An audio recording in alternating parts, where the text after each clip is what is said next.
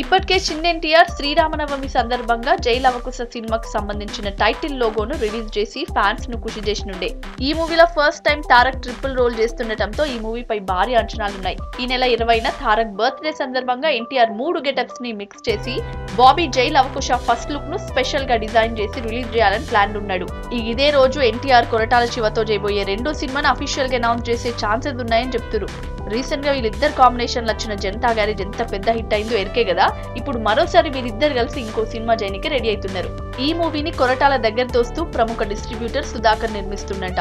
ఇప్పటికే ఈ మూవీకి సంబంధించిన అగ్రిమెంట్స్ కూడా పూర్తయినట్టు చెప్తున్నారు. ప్రస్తుతం కొరటాల శివ మహేష్ తో భరత్ అనే నేను సినిమా చేస్తున్నాడు. అటు ఎన్టీఆర్ బాబీ మూవీ తర్వాత త్రివిక్రమ్ మూవీ కమిట్ అయిండు. వీళ్ళిద్దరూ వాళ్ళ సినిమాలు కంప్లీట్ అయిన తర్వాత వచ్చే ఏడాది ఈ మూవీ సెట్స్ పైకి వెళ్లే ఛాన్స్ ఉంది. ఏమైనా బర్త్డే రోజున ఎన్టీఆర్ వాళ్ళ ఫ్యాన్స్ కు 1కి 2 బహుమతులు ఈయనకే ఇప్పటి సందే ప్రిపేర్ అవుడు మంచి ముచ్చటనే చెప్పాలి.